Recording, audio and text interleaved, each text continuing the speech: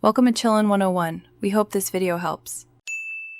You begin by preparing the exact tools and confirming safety so you can act confidently. Once you have the screwdriver set, multimeter, and gloves, turn the power off and verify 0V. That prevents shock and protects components. Make sure to document connections with photos and labels so reassembly is precise. Start with the easiest access panel and remove fasteners methodically. Doing this now saves time later and avoids guessing which wires belong where. You now diagnose the root cause by isolating circuits and testing systematically. This reveals whether parts or connections fail.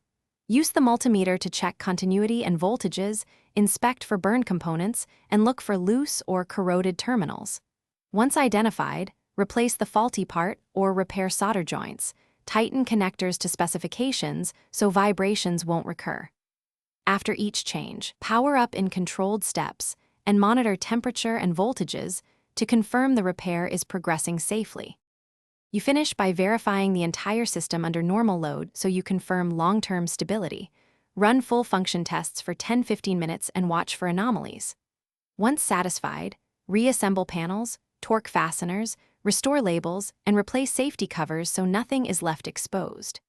If something still goes wrong, revert to your photos, isolate the problematic section, and swap in a known good component to narrow the fault. That targeted troubleshooting saves time versus random.